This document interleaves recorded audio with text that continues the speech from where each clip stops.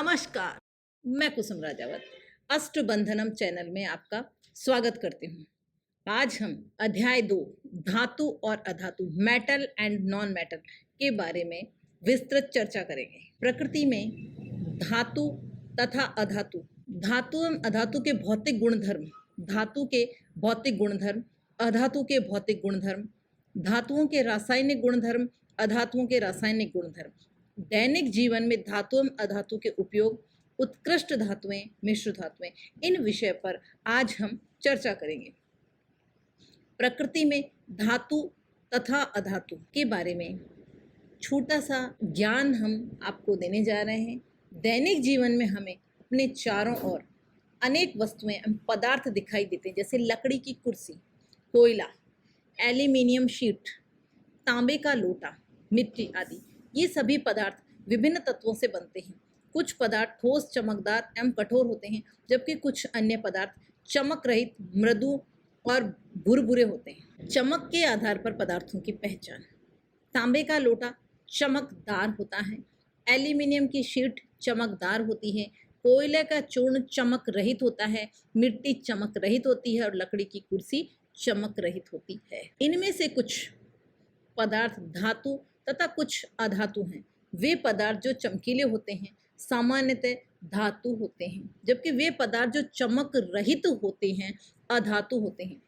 पृथ्वी की भूपरपटी पर कुछ धातुएं जैसे सोना तथा प्लेटिनम तथा कुछ अधातुएं जैसे सल्फर और हाइड्रोजन आदि तत्व स्वतंत्र रूप से, जबकि अधिकांश धातुएं एवं अधातुएं संयुक्त अवस्था में ऑक्साइड, कार्बोनेट, सल्फाइड, सल्फेट के रूप में पाई जाती है। जैसे एल्यूमिनियम, लोहा, मैग्नीज, ऑक्सीजन और फास्फोरस संयुक्त अवस्था में पाई जाती है। आइए धातु और अधातुओं के अन्य गुणों की जानकारी करें। धातु एवं अधातु के भौतिक गुणधर्म। भौतिक अवस्था। आपने अपने आसपास वस्तुएं जैसे लोहे की कुर्सी, स्टील के बर्तन, सोना चांदी के जेवर आदि को दबाकर या छूकर देखा होगा। ये सभी क्या हैं? ये सभी ठोस धातुओं से बनी हैं। सामान्य ताप पर अधिकांश धातुएं ठोस अवस्था में पाई जाती हैं। पारा Hg एकमात्र ऐसी धातु है जो सामान्य ताप पर द्रव्य अवस्था में होती है। तो भौतिक अवस्था में धातु ठोस होती है, जिसे हम दबा करके आकार परिवर्तित नहीं कर सकते। लेकिन पारा एकमात्र ऐसी धातु है जो सामान्य ताप पर द्रव्य अवस्था में होती है। रंग। धातुएं अधिकतर रूपहली या धूसर ग्रे रंग की होती हैं। चमक। किसी मलिन धातु को रेगमाल पत्र से रगड़िए, आप क्या देखते हैं? आप देखेंगे कि पुनः चमकदार, चमकीली हो जाती है। इसका कारण सभी धातुओं की सतह पर प्रकाश की अच्छी तरह से परावर्तन करना है। धातुओं में विशेष चमक होती है, जिसे धात्विक चमक कहते हैं। सोना, चांदी, एल्यूमिनियम, तांबा आदि विशेष चमकदार धातुएं हैं। कठोरता।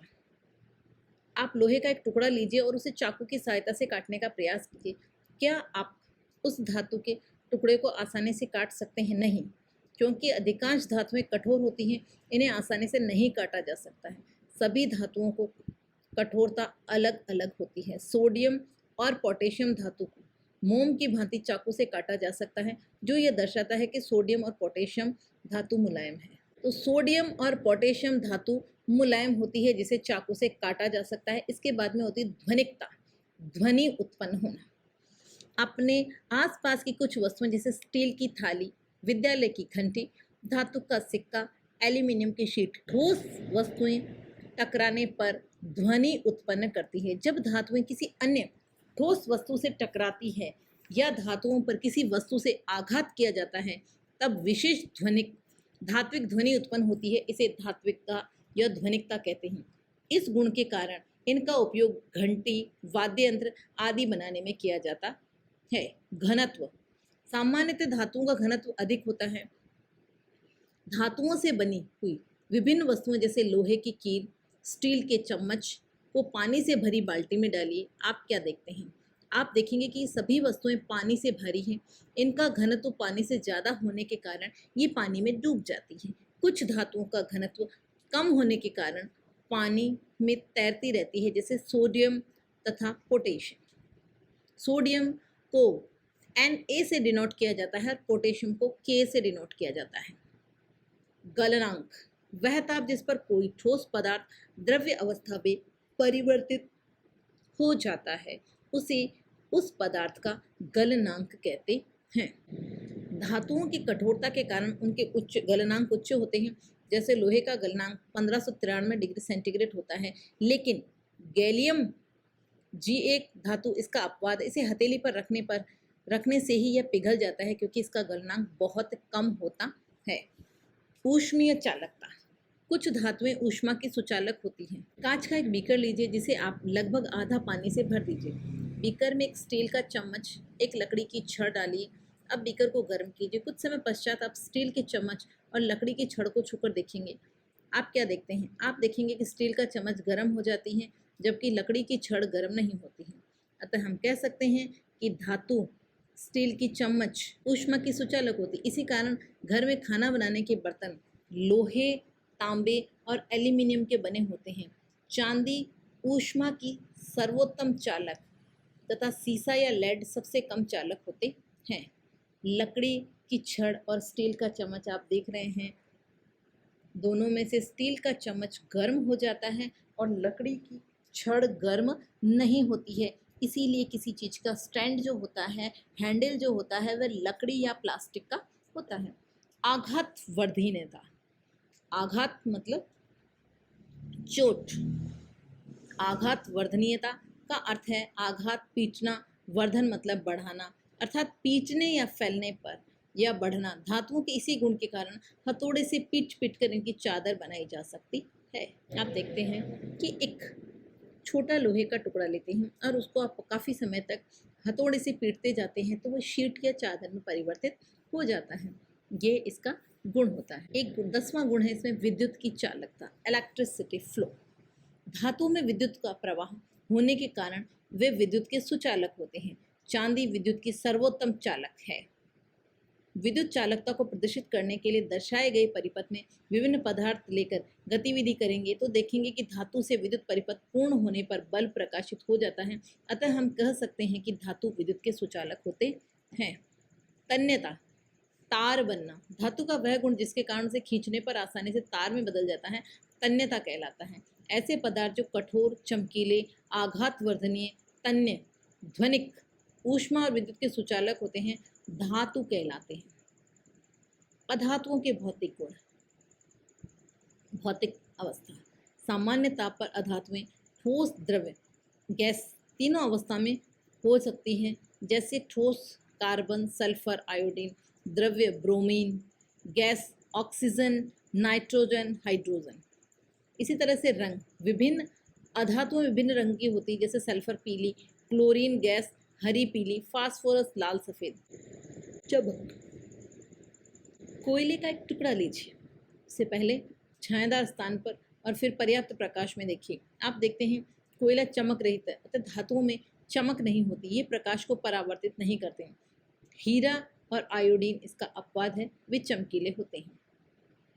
तो वे अधातु जो चमकते हैं वो है हीरा और आयोडीन। कठोरता, अधातुएं नरम एवं भुरभुरी होती हैं। सल्फर को चाकू से काट सकते हैं। हीरा अधातु होते हुए भी कठोर होता है, यह कार्बन का अपरूप है। अधातुएं नर्म एवं भुरभुरी होती हैं। सल्फर को चाकू से काट सकते हैं। हीरा अधातु होते हुए भी कठोर होता है। बाकी सभी अधातुएं नर्म, भुरभुरी होती है। ध्वनिकता, वे धातुओं के समान टकराने या पीटने पर विशेष ध्वनि उत्पन्न नहीं करते। घनत्व, अधातुओं का घनत्व कम होता है। पानी का एक बीकर लीजिए, उसमें थोड़ी मात्रा में जल डालिए। अब उसमें कुछ वस्तुएं जैसे पेन, ढक्कन, पेंसिल का टुकड़ा, लकड़ी का गुटका आदि एक एक करके डालिए। आप देखते हैं कि सभी वस्तुओं घनत्व जल से कम होने के कारण जल की सतह पर तैरते हुए मिलेंगे।